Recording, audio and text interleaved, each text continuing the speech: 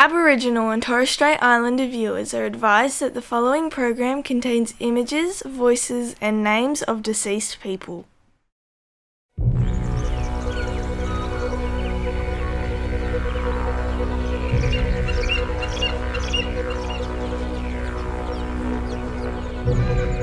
I acknowledge the traditional owners of the lands and waters throughout Australia.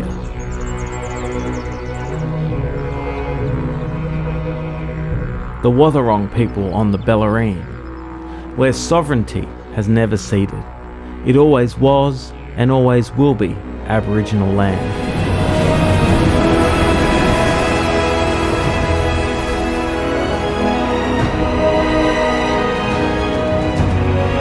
We recognise the past atrocities against Aboriginal peoples of this land, and that Australia was founded on the genocide and dispossession of First Nations people.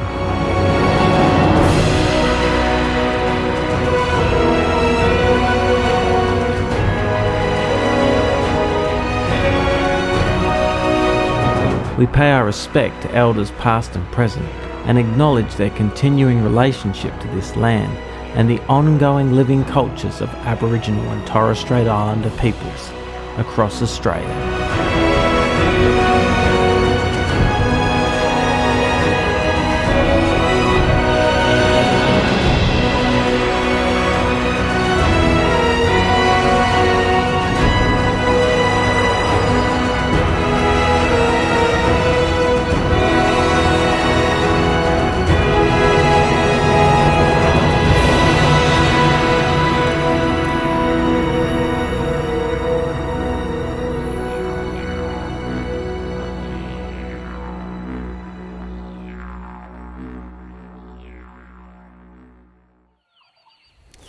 Hi, I'm Peter and welcome to Squatters.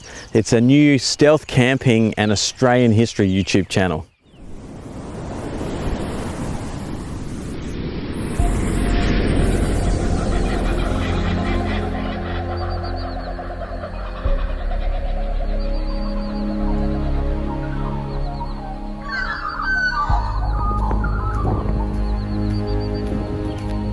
I'm from the Bellarine Peninsula. We're currently standing on the southwestern point of Port Phillip Bay.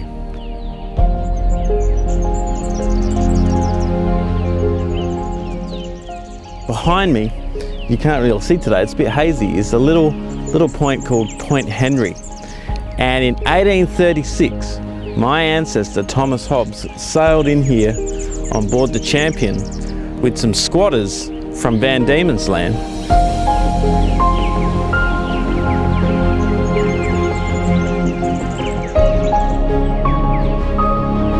Recently I discovered Alex Skeen's district map of Geelong from 1845 that lists off all the squatter sites around the Bellarine Peninsula, and I'm like, what? Squatter sites? So it's got some names on there and it's got some places, but I've never heard about squatters in this area. I don't know anything about the names other than a couple of them, that there's some street signs named of them in Geelong. But in this YouTube channel I'm going to go and find out who are those squatters and the areas of land that they took. What was it all about? I'm going to be going and visiting some of these squatter sites and squatting myself overnight, hoping not to be caught. We're all prepared for our big night, ready to go.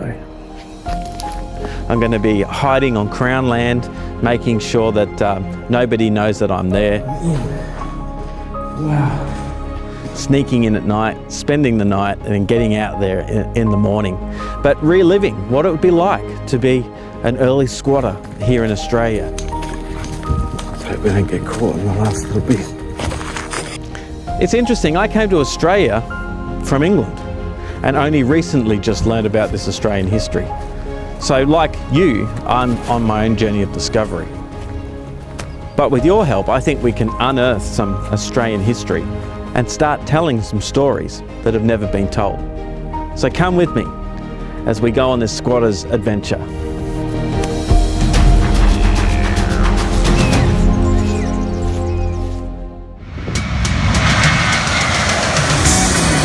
When I first moved with my family from England to Australia in 1988, I had no idea that I had an ancestral connection to this region of Victoria. In fact, I had no idea about Australia other than what I'd learnt from the TV. He was raised in the land down under, where a man thinks on his feet. That's not a knife.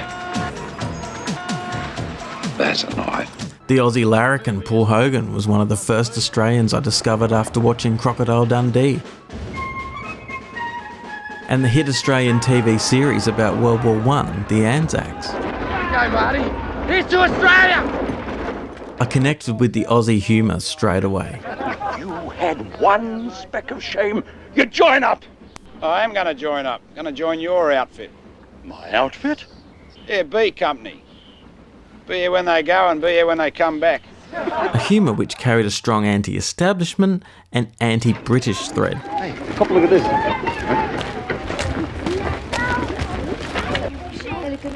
You two men, stand fast now. Don't you salute in your army? Well, we used to, but we're trying to give it up. We'd been introduced to the infamous Dame Edna Everage on British TV chat shows. Hello, Possums, isn't this And of course the Australian hit TV show Neighbours dominated TV programming, starring Jason Donovan and Kylie Minogue. Charlene! Australians seemed like very good people, very good white people, but with a bit of mongrel in them. But overall, Australians appeared friendly, fun, and life there seemed carefree. We'd heard of kangaroos, koalas, and even boomerangs, but ultimately, growing up in England, we didn't know much about Australia and its history at all. 1988. It's the biggest celebration Australia has ever seen. We arrived in Adelaide in the bicentennial year. There was much Aussie pride. Australia throws a year-long party to mark the 200th anniversary of European settlement.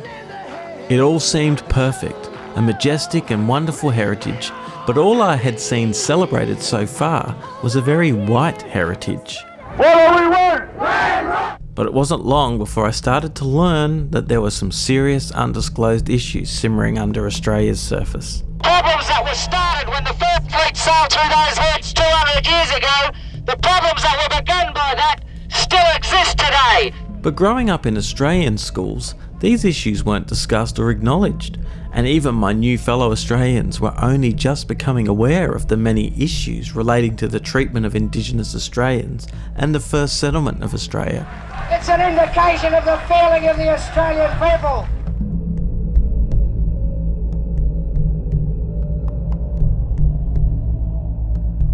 Since 1988, I've come to learn many things about our first Australians and honoured to witness Australia take steps to improve relations. While Aboriginal and Torres Strait Islander people have been fighting for equality for years, in 1991 the government acknowledged there was still a long way to go and set up the Council for Aboriginal Reconciliation. It was given a 10-year mission to improve relationships between Indigenous and non-Indigenous people. Our land has been used, our humanity was denied, our contribution ignored, and our cries for justice and fairness were not heard. It now gives me great pleasure to introduce the Prime Minister of Australia, Mr. Paul Keating. It wasn't easy, but over the next few years there were some big steps forward. In 1992, the Prime Minister at the time, Paul Keating, made the now famous Redfern speech. That the problem starts with us, the non-Aboriginal Australians. It begins, I think, with an act of recognition. Recognition that it was we who did the dispossessing. We took the traditional lands and smashed the traditional way of life. It was the first time a Prime Minister publicly addressed and acknowledged the devastating impact colonisation had on Australia's first people. We committed the murders. We took the children from their mothers. We practiced discrimination and exclusion. That same year, the Mabo decision was made. Merrier man Eddie Mabo convinced Australia's highest court that his people had legal rights to the land they'd lived on for thousands of years. The High Court has recognised there were people here and their descendants have rights. It was huge and led to another big win. Mr. Speaker, I present the Native Title Bill 1993. The Native Title Act of 1993, which recognises and protects Indigenous rights to land and water. The 90s also saw a big investigation into the forced removals of Indigenous children, known as the Stolen Generation. Between 1910 and 1970, thousands of Indigenous kids were taken by the Australian government and placed on missions, orphanages, or with white foster families. For my family, it was pretty severe for my parents to actually have 8 children all at once removed. And the trauma was incredible, to the point where I've forgotten 2 years of my life with no children to teach, no children to tell the stories to, no children to teach dance and song, no children to teach culture. All lost. Language, everything is all lost because you've taken a couple of generations out of a community. For me, this was a shock. But it seemed for a lot of Aussies it was the first time they too were hearing these stories. It started to change the way we thought about Indigenous Australians and the country's history.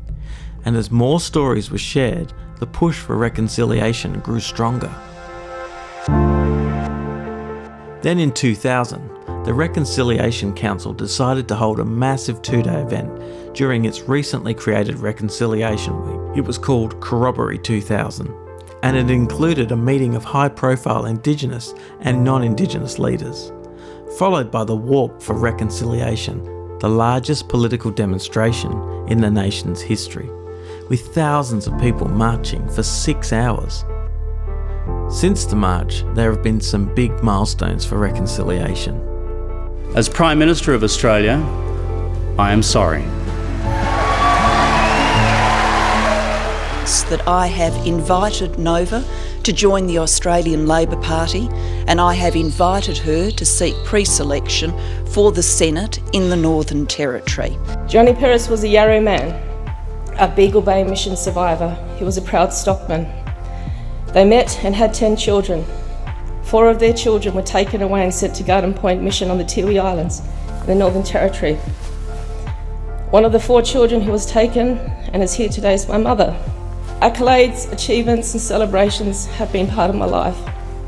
But in my heart I know that my life is virtually meaningless compared to the ability to survive shown by my grandparents and my mother. I cannot imagine or comprehend how it must have been to live life during those days. These stories are part of the truth of Australia's history. It is what it is. The past is the past, and no matter how hard we try, we cannot change that history. But let's start to undo the wrongs with what is right and just. I urge all my parliamentary colleagues to become champions for the recognition of Australia's First Nation people in our Constitution.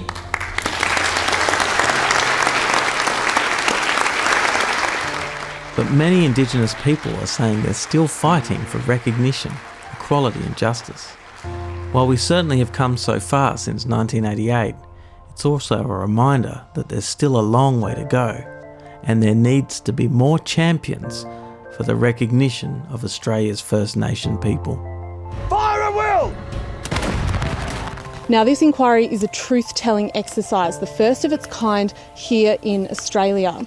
And it's going to take around 3 years. And during that time, public hearings will be held into the contemporary and historical impacts of colonisation on Victoria's Aboriginal community and how that's still being felt today. The truths that have happened, that our elders had to endure, that our ancestors endured, that they endured genocide, massacres, a whole range of truth that needs to be told. I think this commission will reveal good things, it will reveal bad things, and it will reveal ugly things. This is long overdue. It's an acknowledgement that the pain in our past is present in the lives of people right now. It's a recognition that without truth, without justice, you can't have a treaty. You can't take that incredibly powerful step forward until we go through this process of truth and justice.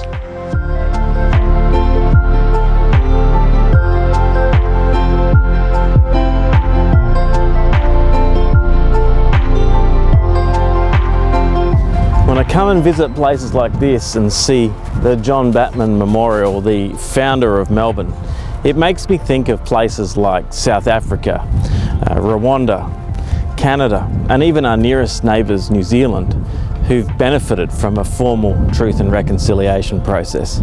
It makes me think, now more than ever, Australia is ready for one of its own.